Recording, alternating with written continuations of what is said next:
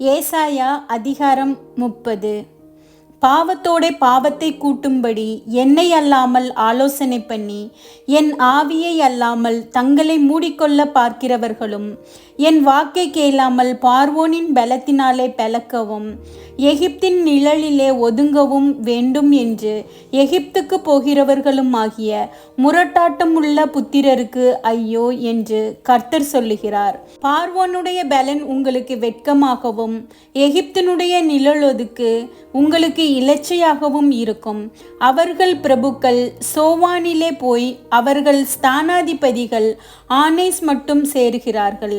ஆனாலும் தங்கள் சகாயத்துக்கும் பிரயோஜனத்துக்கும் உதவாமல் வெட்கத்துக்கும் நிந்தைக்குமே உதவும் ஜனத்தினாலே யாவரும் வெட்கப்படுவார்கள். தெற்கே போகிற மிருக ஜீவன்களின் பாரம் துஷ்ட சிங்கமும் கிளச்சிங்கமும் விரியனும் பறக்கிற கொள்ளுவாய் சர்ப்பமும் வருகிறதும் நெருக்கமும் இடுக்கமும் அடைவிக்கிறதுமான தேசத்துக்கு அவர்கள் கழுதை மரிகளுடைய முதுகின் மேல் தங்கள் ஆஸ்திகளையும் ஒட்டகங்களுடைய முதுகின் மேல் தங்கள் பொக்கிஷங்களையும் தங்களுக்கு உதவாத ஜனத்தண்டைக்கு ஏற்றிக்கொண்டு போகிறார்கள். எகிப்தியர் சகாயம் பண்ணுவது வியர்த்தமும் வீணுமாம். ஆகையால் சும்மா இருப்பதே அவர்களுக்கு பலன் என்று அதற்காக கூறுகிறேன். இப்பொழுது நீ போய் இது பிற்காலத்துக்கு என்றென்றைக்கும் இருக்கும்படி இதை அவர்களுக்கு முன்பாக ஒரு பலகையில் எழுதி ஒரு புஸ்தகத்தில் வரை. இவர்கள் கலகமுள்ள ஜனங்களும் பொய் பேசுகிற பிள்ளைகளும் கர்த்தருடைய வேதத்தை கேட்க மனதில்லாத புத்திரருமாயிருக்கிறார்கள். இவர்கள் தரிசனக்காரரை நோக்கி தரிசனம் காண வேண்டாம் என்றும் ஞான திருஷ்டிக்காரரை நோக்கி யதார்த்தமாய் எங்களுக்கு தரிசனம் சொல்லாமல் எங்களுக்கு இதமான சொற்களை உரைத்து மாயமானவைகளை திருஷ்டியுங்கள் என்றும் நீங்கள் வழியை விட்டு பாதையினின்று விலகி இஸ்ரவேலின் பரிசுத்தரை எங்கள் முன்பாக இராமல் ஓய பண்ணுங்கள் என்றும் சொல்லுகிறார்கள்.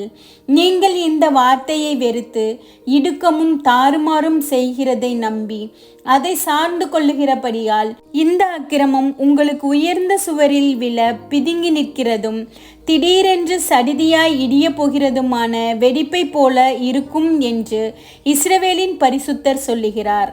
அவர்களை அவர் தப்பவிடாமல் உடையும்படி குயக்கலத்தை நொறுக்குவது போல அவர்களை நொறுக்குவார்.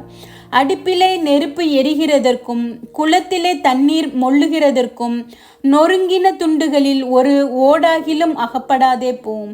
நீங்கள் மனம் திரும்பி அமர்ந்திருந்தால் ரட்சிக்கப்படுவீர்கள். அமெரிக்கையும் நம்பிக்கையுமே உங்கள் பலனாயிருக்கும் என்று இஸ்ரவேலின் பரிசுத்தராயிருக்கிற கர்த்தராகிய தேவன் சொல்லுகிறார். நீங்களோ அப்படி செய்ய மனதாயிராமல் அப்படியல்ல குதிரைகளின் மேல் ஏறி ஓடி போவோம் என்கிறீர்கள். அப்படியே ஓடி போவீர்கள். வேகமான வாகனங்களின் மேல் ஏறி போவோம் என்கிறீர்கள். அப்படியே உங்களை துரத்துகிறவர்கள் வேகமாய் துரத்துவார்கள். நீங்கள் மலையுச்சியின் மேல் ஒரு கம்பத்தை போலவும் மேட்டின் மேல் ஒரு கொடியை போலவும் மீந்திருக்கும் மட்டாக ஒருவன் பயமுறுத்த 1000 பேரும் 5 பேர் பயமுறுத்த நீங்கள் அனைவரும் ஓடி போவீர்கள். ஆனாலும் உங்களுக்கு இறங்கும்படி கர்த்தர் காத்திருப்பார். உங்கள் மேல் மனதுருகும்படி எழுந்திருப்பார். கர்த்தர் நீதி செய்கிற தேவன். அவருக்கு காத்திருக்கிற அனைவரும் பாக்கியவான்கள். சீயோனை சேர்ந்த ஜனங்கள் எருசலேமில் வாசமாயிருப்பார்கள். இனி நீ அழுது கொண்டிராய். உன் கூப்பிடுதலின் சத்தத்துக்கு அவர் உருக்கமாய் இறங்கி அதை கேட்டவுடனே உனக்கு மறு உத்தரவு அருளுவார்.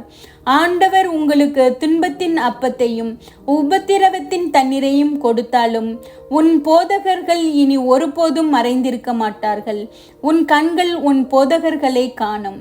நீங்கள் வலதுபுறமாய் சாயும் போதும் இடதுபுறமாய் சாயும் போதும் வழி இதுவே, இதிலே நடவுங்கள் என்று உங்களுக்கு பின்னாலே சொல்லும் வார்த்தையை உங்கள் காதுகள் கேட்கும். உன் சுரூபங்களை மூடிய வெள்ளி தகட்டையும் உன் விக்கிரகங்களின் பொன் ஆடையாபரணத்தையும் தீட்டாக எண்ணி அவைகளை தீட்டுப்பட்ட வஸ்திரம் போல எரிந்துவிட்டு அதை சீ போ என்பாய்.